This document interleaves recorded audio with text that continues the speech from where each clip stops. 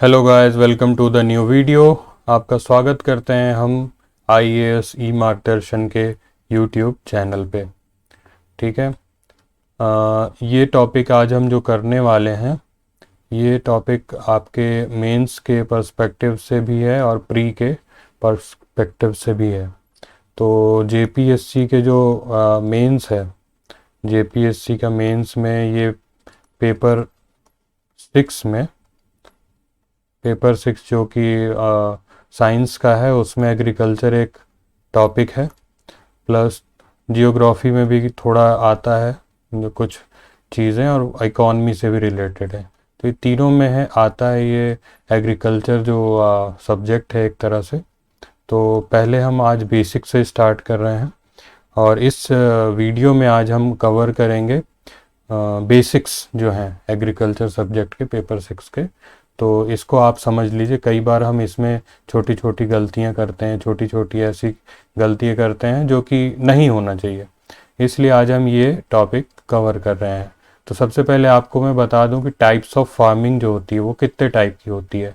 तो सबसे पहला जो टॉपिक आप कह लीजिए, या जो सबसे पहला टाइप ऑफ फार्मिंग है, वो होता है प्रिमिटिव सब्सिस्टेंस फार्मिंग।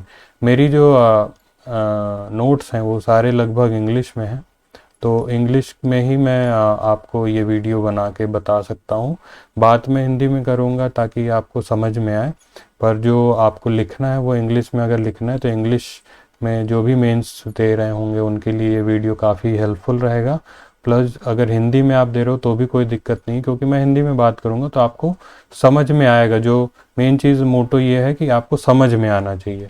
ठीक है, तो समझ में आपको पूरी तरीके से आएगा। तो 3 टाइप की फार्मिंग होती है। एक होती है प्रिमिटिव सब्सिस्टेंस फार्मिंग, दूसरी होती है इंटेंसिव सब्सिस्टेंस फार्मिंग, तीसरी होती है कॉमर्शियल फार्मिंग। ठीक है, अब हम आगे चलते हैं। क्रॉपिंग सीजन ऑफ इंडिया देखते हैं कौन कौन से सीज़न हैं। जो पहला सीज़न है उसको हम रबी सीज़न कहते हैं, दूसरे को खरीफ सीज़न कहते हैं, तीसरे को जायद सीज़न कहते हैं। फिर एग्रीकल्चर से रिलेटेड हम देखते हैं कि क्या क्या कैसे कैसे ग्रेन्स होते हैं, क्रॉप्स होते हैं, कौन कौन से क्रॉप्स होते हैं। यहाँ क्रॉप को डिवाइड किया गया है, 3 टाइप के हम डिवाइड कर सकते हैं क्रॉप्स को। एक जो होता है उसे हम कहते हैं ग्रेन, लेग्यूमिनस क्रॉप्स। दूसरा होता है food crops, other other than grains, मतलब एक तो ग्रेन्स वाला हो गया ये, फिर अदर देन ग्रेन्स जो होते हैं वो इधर हो गए, और फिर नॉन फूड क्रॉप्स जो कि फूड क्रॉप्स नहीं है लेकिन क्रॉप्स हैं। तो ये समझना है। तो सबसे पहले देखते हैं राइस, व्हीट, मिलेट्स, मेज और पल्सेस। ये सारे जो हैं ग्रेन्स होते हैं, ग्रेन्स लेग्यूमिनस क्रॉप्स कहते हैं इसे हम। दूसरा जो होता है वो फूड क्रॉप्स होता है, अदर देन ग्रेन्स, मतलब ये दानेदार जो अदर देन ग्रेन्स होते हैं उनको, जैसे कि ऑयल सीड हो गया, टी हो गया, शुगर केन हो गया, कॉफ़ी हो गई, इसकी भी फार्मिंग होती है। हॉर्टिकल्चर हो गया तो इसकी भी फार्मिंग होती है ना। फिर तीसरा हो गया नॉन फूड क्रॉप्स, जिसका मतलब जो कि हम खाने में उपयोग नहीं करते हैं, जैसे कि रबर हो गया, फाइबर क्रॉप्स हो गए, कॉटन हो गया और जूट हो गया। इन सब का हम खाने में यूज़ नहीं करते पर इसकी हम फार्मिंग करते हैं, तो ये क्रॉप में हम इसे गिनेंगे। अब हम एग्रीकल्चर की एक तरह से एक स्टैंडर्ड डेफिनेशन या कह लीजिए, या फिर इसको समझने के लिए हम कैसे समझेंगे, तो agriculture is a primary activity which produces the food we eat and raw materials for the industries. मतलब रॉ मटेरियल्स एक जो इंडस्ट्री के लिए होता है, प्लस जो फूड जो हम खाते हैं, ये दोनों जो है ये प्राइमरी एक्टिविटी में आते हैं। इसको हम एग्रीकल्चर कहते हैं। और India is an agriculturally important country, 2/3 of the population is engaged in agriculture. ठीक है, दो तिहाई जो पॉपुलेशन है वो एग्रीकल्चर से में जुड़ी हुई है। तो इंडिया जो है एक एग्रीकल्चरली इम्पॉर्टेंट कंट्री है। नेक्स्ट टॉपिक है, चलिए अब हम इसको थोड़ा अच्छे से समझते हैं कि टाइप्स ऑफ फार्मिंग जो हमने इंटेंसिव और ये सब पढ़ी, प्रिमिटिव सब्सिस्टेंस, उसके बारे में। तो it is done on a small patch. पहले हम पढ़ रहे हैं प्राइमरी सब्सिस्टेंस फार्मिंग। तो ये जो होती है एक मतलब छोटे से एरिया में होती है, small patch of land with help of primitive tools. जो टूल्स होते हैं इनके मतलब पुराने ज़माने से जो हम यूज़ करते आ रहे हैं वो होते हैं hole digging sticks and family and labour, मतलब फैमिली लेबर इन सब ये मिल करके ये फार्मिंग करते हैं। The production is done for self consumption, यहाँ पे जो सेल्फ कंजप्शन है इसको हम अंडरलाइन कर लेते हैं क्योंकि यहाँ पे ये ज़्यादा इम्पॉर्टेंट है कि सेल्फ कंजप्शन के लिए जो चीज़ उगाई जाती है और हम उसका खुद उपयोग करते हैं उसको हम कहते हैं primitive subsistence farming.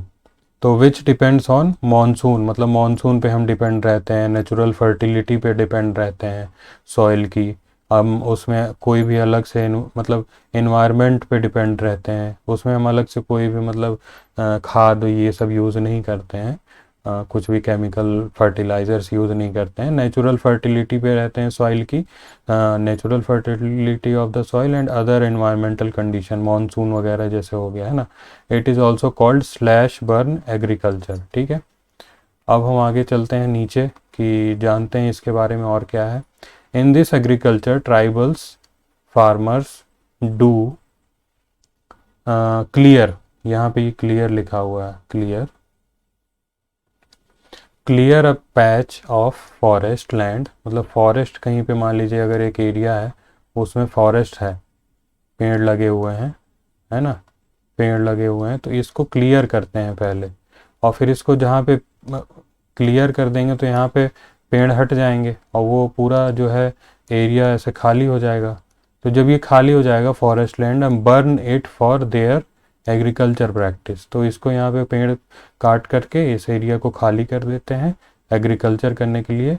Then leave, तो यहाँ पे ये बर्न करके छोड़ दिया। अब the patch of idle for few years, फिर इसको काट के कुछ दिन छोड़ दिए, जब छोड़ दिए कुछ साल के लिए, और फिर this allows the nature replenish the fertility of the soil, फिर कुछ दिन बाद यहाँ पे वापस से फर्टिलिटी, मतलब यहाँ पे जो सॉइल में है जो हम छोड़ दिए जला करके, उसके बाद यहाँ पे फर्टिलिटी आ जाती है, तो फिर से हम इसमें फार्मिंग इसमें स्टार्ट कर देते हैं।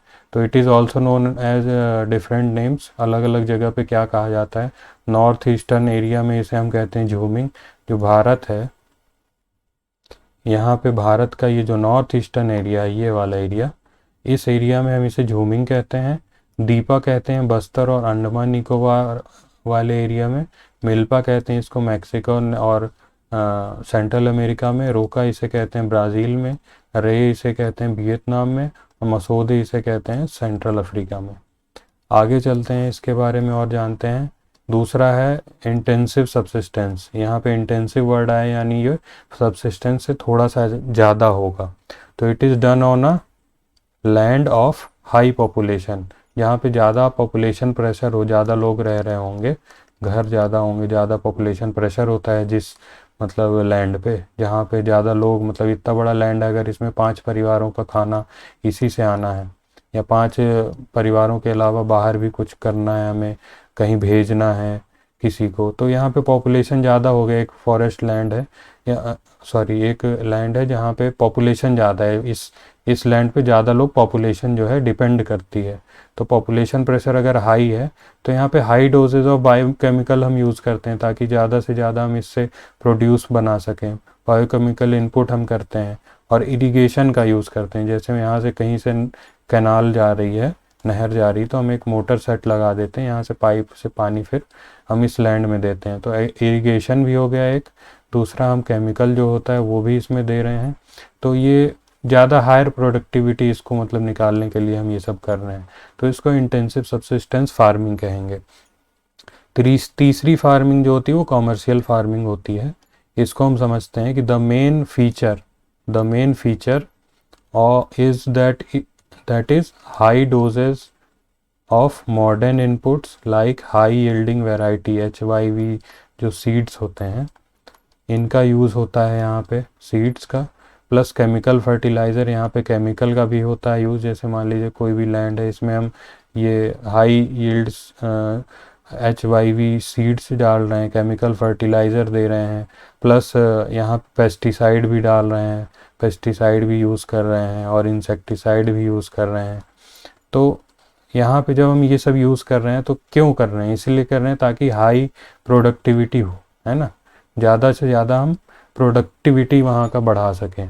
दूसरी चीज़ प्लांटेशन जो होता है is a type of commercial farming in which only a single crop is grown on a large scale. जैसे मान लीजिए कोई एक एरिया है, यहाँ पे सिर्फ एक क्रॉप, मान लीजिए यहाँ पे टी है, टी हम यहाँ पे निकाल दें, या फिर कॉफ़ी हो गया, है ना, कोई भी एक ऐसी चीज़ हम यहाँ पे उगा रहे हैं, तो उसको हम कॉमर्शियल फार्मिंग कहेंगे, जहाँ पे बहुत बड़े एरिया में हम सिर्फ एक ही क्रॉप यूज़ कर रहे हैं, ग्रो कर रहे हैं, है ना, वहाँ पे large scale using capital intensive inputs, जैसे टी है, कॉफ़ी है, और कोई आप एग्जांपल ले सकते हैं जिसमें ज़्यादा पैसे भी लगते हों उसको उगाने में, तो वो कॉमर्शियल फार्मिंग में आ जाता है। With the help of market facilities are required for this, बहुत सारा मार्केट फैसिलिटी यूज़ करना पड़ता है। जैसे लेज़ हो गया, है ना, तो लेज़ के जो चिप्स आते हैं, वो चिप्स नॉर्मल जो आलू होता है, पोटैटो होता है, वो नहीं होता है। इसके लिए एक अलग टाइप का पोटैटो होता है, जिसकी फार्मिंग जो है एक स्पेशल, मतलब फार्मिंग एरिया होता है, उसमें फार्मर्स होते हैं, उनके साथ ये लेज़ कंपनी समझौता करती है। वहाँ पे अलग से एक आलू की वैरायटी होती है, वो एक बड़े से एरिया में वो वही आलू सिर्फ लगाए जाते हैं। तो वहाँ पे मतलब वो कॉमर्शियल फार्मिंग है। क्यों? क्योंकि इसका यूज़ मार्केट में नहीं जाएगा, इसका यूज़ डायरेक्टली एक कंपनी लेके जाएगी, तो ये कॉमर्शियल फार्मिंग एक तरीके का हो जाता है। नेक्स्ट हम क्या समझने वाले हैं, तो चलिए सीज़न समझ लेते हैं, जो हमने पहले डिस्कस किया हुआ है। रबी क्रॉप सीज़न क्या होता है, तो ये जो these crops are sown in between October to December, मतलब कि रबी जो है वो अक्टूबर से दिसंबर के बीच में बोया जाता है, ठीक है, लगाया जाता है। Plus and are harvested between April to June, plus ये है कि अप्रैल से नेक्स्ट ईयर अप्रैल से जून के बीच में इसे काटा जाता है। तो अक्टूबर दिसंबर में बोया गया और अप्रैल जून में इसे काटा गया, तो इसे हम रबी सीजन के क्रॉप कहेंगे। जैसे कि गेहूं हो गया, wheat, barley, peas, gram and mustard, ये सारे रबी क्रॉप्स कहलाते हैं, ठीक है। दूसरा है खरीफ crops.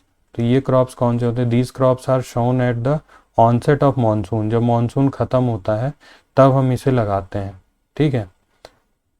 Sorry onset of monsoon यानी जब मानसून आने वाला रहता है, माफ़ कीजिएगा, जब मानसून आ रहा होता है मई जून सीजन में, तब हम इसे लगाते हैं। एंड आर हार्वेस्टेड इन सितंबर अक्टूबर, जैसे अभी धान था ना, पैडी, तो वो कब लगाया गया था? जून वगैरह में लगाया गया, प्लस इसे सितंबर अक्टूबर में काट लिया गया। तो ये जो है ये खरीफ क्रॉप कहलाता है। पैडी, मेज़, ज्वार, बाजरा, उड़द, मूंग, ये सारे खरीफ क्रॉप कहलाते हैं। फिर है जायद। जायद जो क्रॉप होता है वो होता है, these crops are sown between rabi and kharif season, rabi और खरीफ सीजन के बीच में, रबी और खरीफ के बीच में जायद होता है, ठीक है। जैसे कि खरीफ सीजन मार्च अप्रैल में इसे हम लगाते हैं। जब रबी जो है कट गई और खरीफ को लगाना है जून में, ये लगेगा जब मानसून आने वाला रहेगा, तो जायद वहाँ पे हम लगाते हैं मार्च अप्रैल में। जैसे वाटरमेलन हो गया, यानी कि तरबूज, खरबूज, मस्क मेलन, खीरा हो गया, और वेजिटेबल्स हो गए, फॉडर क्रॉप्स हो गए, ये सारे जो है जायद क्रॉप्स कहलाते हैं। अगले वीडियो में हम डिस्कस करेंगे मेजर क्रॉप्स इन इंडिया, ये मेरा नेक्स्ट टॉपिक रहेगा। अगर आपको ये वीडियो अच्छा लगा हो तो प्लीज़ सब्सक्राइब कर लीजिएगा, ठीक है, सब्सक्राइब कर लीजिएगा, इससे मुझे मोटिवेशन मिलेगा, इसलिए आप इसे सब्सक्राइब कर लीजिएगा। अगर वीडियो आपको अच्छा लगा हो तो ही करिएगा। वैसे अच्छा लगा होगा, मैं मेहनत कर रहा हूँ तो आपको अच्छा ही लगेगा, नहीं भी लगेगा अच्छा तो आप मुझे कमेंट करके फीडबैक दे सकते हैं, वो आपके लिए हमेशा ओपन है, ठीक है। चलिए मिलते हैं नेक्स्ट वीडियो में। अगर आपको ये वीडियो अच्छा लगा हो तो प्लीज़ लाइक करिएगा, शेयर करिएगा अपने दोस्तों के साथ, और आगे आने वाले जो भी मेंस के टॉपिक हैं वो सारे टॉपिक्स में कवर करूँगा धीरे धीरे करके। तो अगर आपको अच्छा लगा हो तो प्लीज़ सब्सक्राइब कर लीजिएगा। मिलते हैं नेक्स्ट वीडियो में, तब तक के लिए आप अपना ख्याल रखिए और अपने घर वालों का भी। Thank you.